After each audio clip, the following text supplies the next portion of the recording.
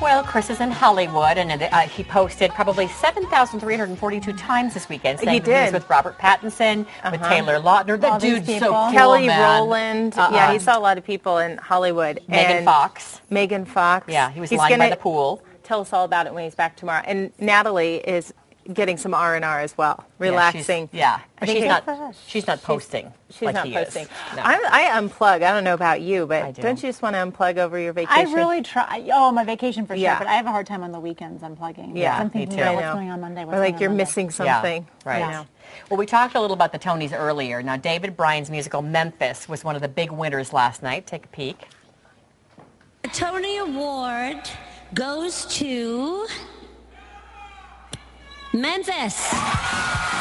This show won 4 Tonys, including... they're not excited at all. Yeah, look at them. Best musical. Memphis is set in the South in the 1950s and tells the story of a white DJ who falls in love with a black singer. Red, also a big winner last night. It won Best Play Prize and 5 other honors. Other big winners, Catherine Zeta-Jones won for her Tony for Best Actress in a Musical. Denzel Washington, also leading actor, and Scarlett Johansson won for Featured Actress. There you have it. We told you a lot of Hollywood people won, and boy, that's the case. Well, if you're a fan of Paul McCartney, good news for you today. Tickets go on sale at 10 o'clock this morning, so they just went on sale half an hour ago for the Denver show. He's slated to come to the Pepsi Center on July 15th. It's called his Up and Coming Tour, and he'll be playing hits from the Beatles, Wings, and his solo career, of course, if you're wondering. All right, let's go ahead and head out to TMZ, as Chris does pretty much every day, and we'll talk to Nina Parker. Morning, Nina.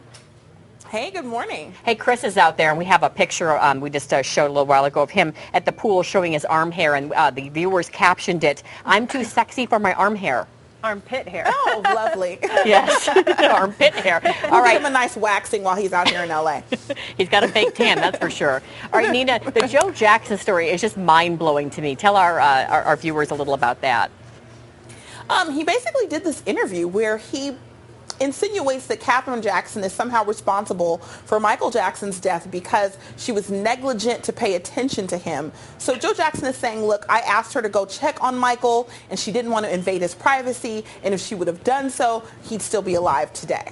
And then many people probably think if he wouldn't have abused Michael, maybe he'd still be alive today.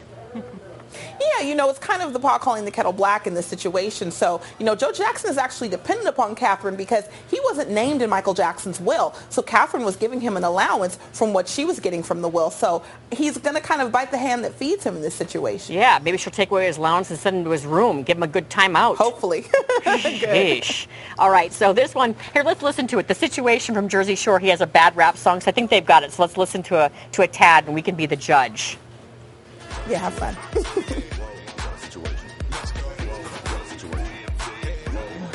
Well, it's not very creative. Tell us about this. Are there words? Yeah. The Situation has this new song. He collaborated with a few DJs. There's a lot of yelling, a lot of auto-tune. I guess he flows in there a little bit. If you like bad music, then you should definitely download it.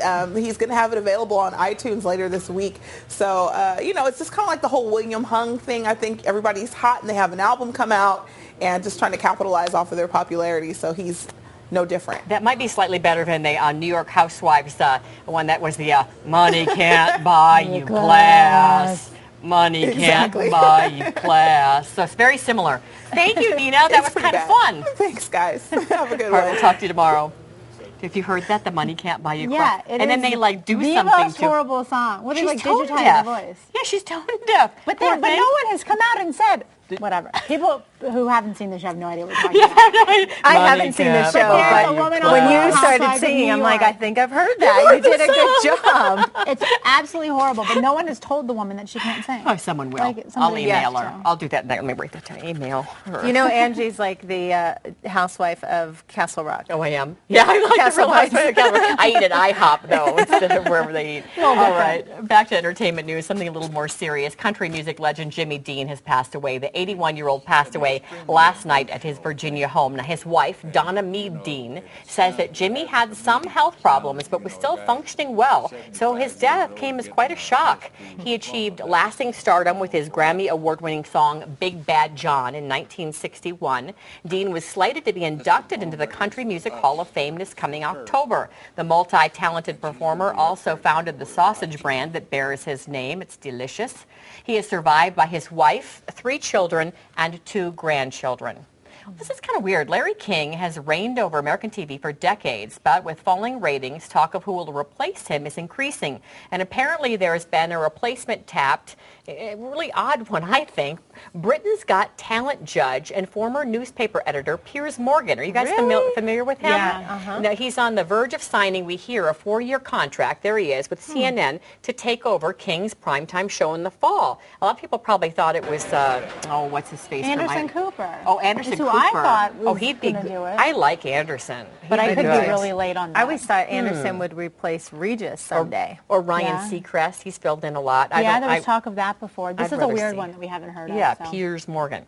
All right, now this time it wasn't what Natalie Maines had to say that was the shocker. It was how she looked. The Dixie Chicks lead singer has a buzz cut now. She got rid of the long blonde hair. She looked more like us before. We haven't seen her in a while, but now that she and the rest of the Dixie Chicks are on a limited tour, she's out there front and center on the stage with almost no hair, and we did a side-by-side, kind of a little before and after. I mean, that's a dramatic change in terms of her She look. actually can pull it off, though. Yeah. I think she looks Maybe cute. she's trying to make a big statement as they head back to tour. Kind of a Sinead O'Connor kind of thing. Get some attention. All right, you guys saw this earlier. An Indian preschooler has set a world record for doing push-ups. Now, the 4-year-old boy completed 1,500 push-ups in 40 minutes.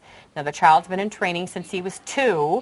That's when his parents noticed that he had a natural, perhaps supernatural, talent for yoga. The preschooler's parents have been criticized for the workouts, but say that he's under supervision of a trainer and doctors, and we were all debating, is this a real push-up? I mean, he's cute and all, but he's not doing like technically really a real push-up. bouncing, but what's scary is how it looks like his head's going to smack No, the it ground. looks like, yeah. It looks exhausting, the poor does little look man. tiring. Well, 4 I have to tell years you old, though, let him go play outside or go to the park. I know. I really. have a guy that age, my little man, and he came Yeah. to me this week and he goes, Mom, look what I cooked. And I got so nervous because I was still in bed. And he goes, look what, and it was a pear. He chopped it up into 4 pieces with a butter knife. I was so proud. Oh, a little chef. cute. A little He chef. didn't cook it, but he chopped it. That's cute. Good job.